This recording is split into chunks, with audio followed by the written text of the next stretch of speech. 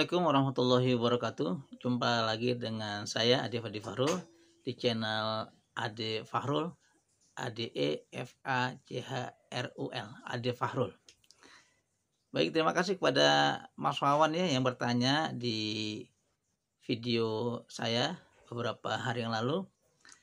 Apakah benar radio itu masih didengarkan manusia atau masyarakat? Apakah ada orang yang mendengarkan radio? Nah, ini saya tergelitik juga nih untuk menjawab pertanyaan Mas Wawan yang sangat bagus ini, sangat tajam kalau saya lihat seperti itu ya. Baik, pertama adalah yang saya akan jawab, kalau seandainya radio itu tidak ada pendengarnya atau tidak ada audiensnya, maka perguruan tinggi yang mempunyai fakultas atau jurusan broadcasting radio akan ditutup. Itu pertama ya. Ketika ada perguruan tinggi masih menerima mahasiswa, masih ada mata kuliah produksi siaran radio khususnya, maka masih ada peluang seperti itu. Yang kedua adalah penduduk Indonesia itu 80 juta, sebagian besar tinggal di pedesaan. Kalau kita lihat sekarang penggunaan handphone sudah menjamur, di mana-mana ada, dari presiden sampai presiden, dari kuli sampai kontraktor, dari buruh sampai guru, semuanya mempunyai handphone. Itu jawaban yang praktis ketika kita berpikir apakah masih ada orang yang mendengar radio. Yang ketiga adalah kalau sekarang ada media-media lainnya, misalnya televisi, YouTube, atau media-media online lainnya, maka otomatis media-media yang tadinya eksis akan menjadi turun juga. Misalnya kalau saya lihat, misalnya dulu ada koran. Saya pernah dengar waktu saya kuliah tahun 80-an itu, di media cetak, pos kota katanya itu 500.000 dicetak.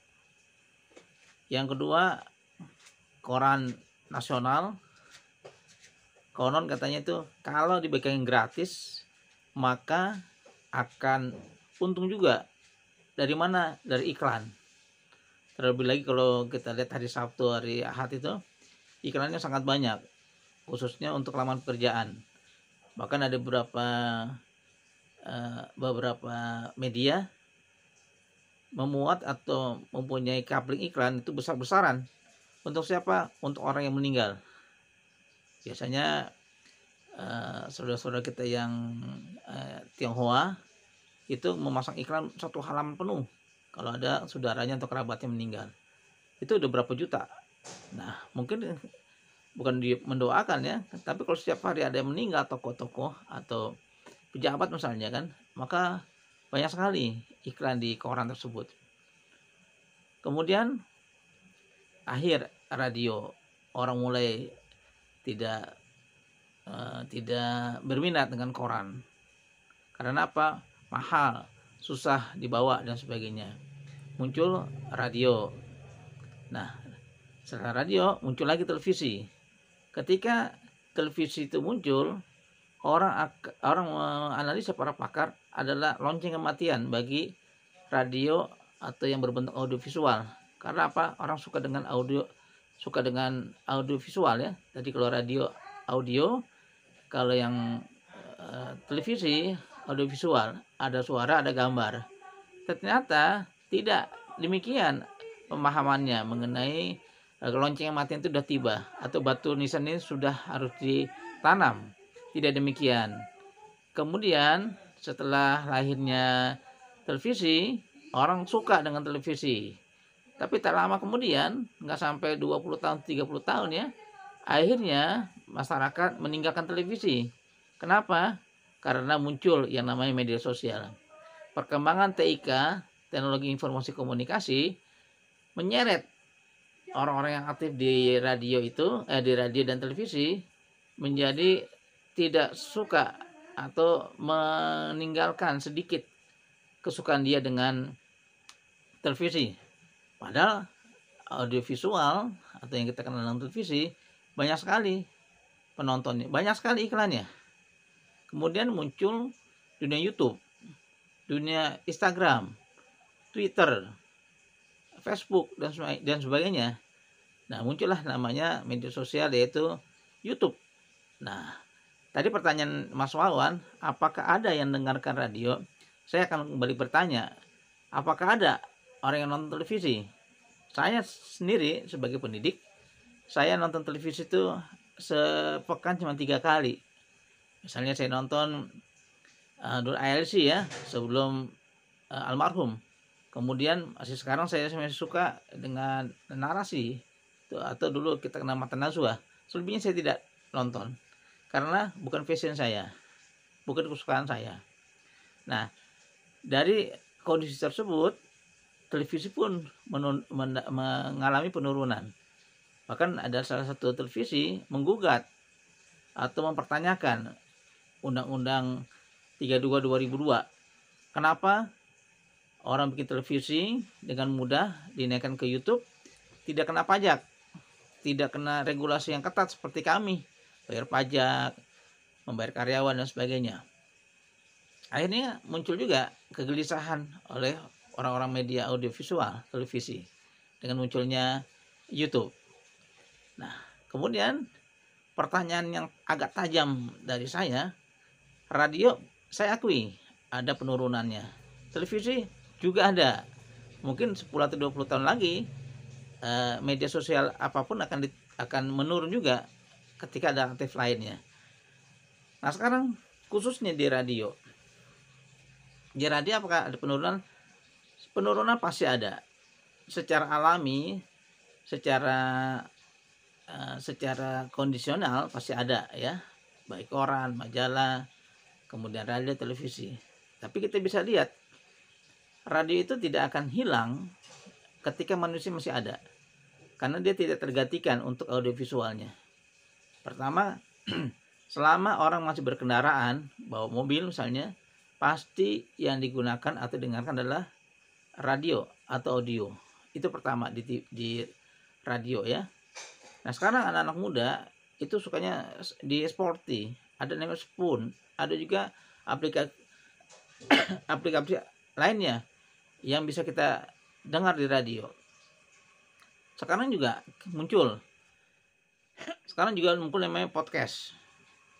Podcast itu basicnya adalah radio, Mas Wawan. Tetapi dia gabungkan, namanya dikonvergensikan. Ada teori-teori komunikasi itu namanya konvergensi media, menyatukan audio dengan visual. Audio suara, visual gambar digabungkan namanya audiovisual yang kita kenal sekarang televisi. Nah, ketika saya berdialog, maka saya akan rekam semua pembicaraan saya, kemudian saya rapikan sedikit, saya naikkan ke YouTube.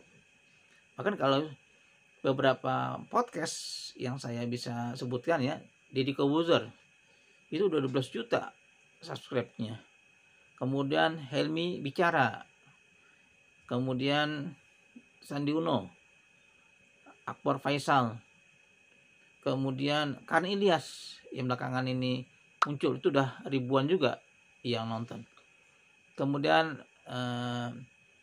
Revi Harun, itu basicnya radio.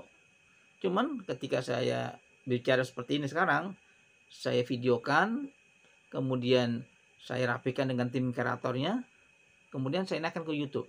Itu basicnya radio. Nah, sekarang ini orang tidak suka dengan radio yang gado-gado. Semuanya ada.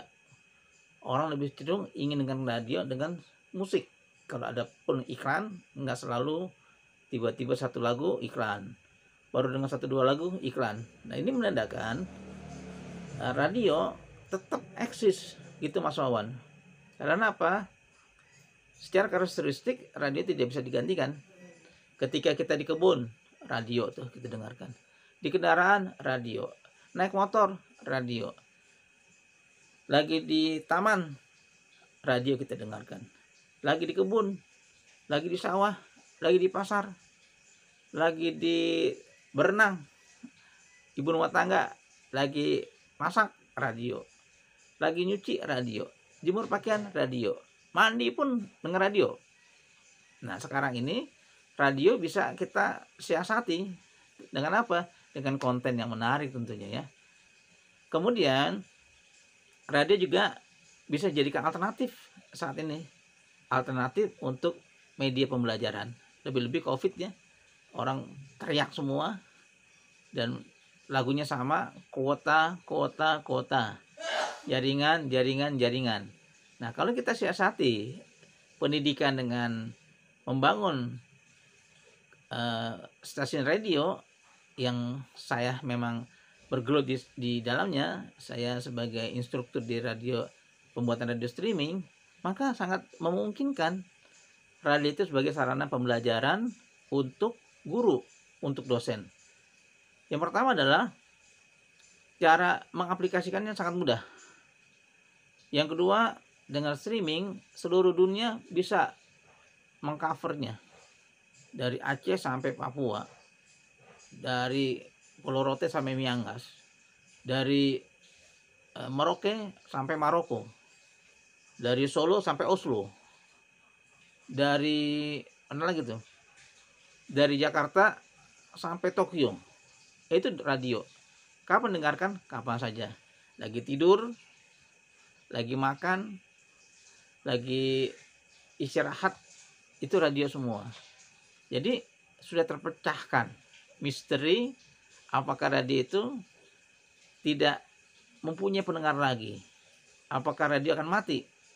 Secara teknologi pasti ada penurunan. Saya akuin penurunan pasti ada begitu. Tetapi untuk dia mati tidak mungkin.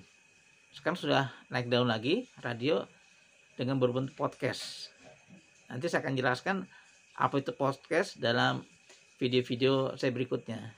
Itu jawaban saya, Mas Wawan. Sehingga yakinlah ketika Mas Wawan punya radio streaming yang akan saya latih semua peserta, insya Allah radio tetap eksis. Demikian urasan jawaban saya untuk teman-teman semua. Dan terima kasih Mas Wawan yang telah menggelitik hati saya untuk saya menjawabnya mengenai apakah masa depan radio itu masih cerah. Terima kasih. Jangan lupa kalau teman-teman yang merasa channel ini bermanfaat bisa di subscribe, like, komen, dan media ini menjadi media pembelajaran bagi kita semua.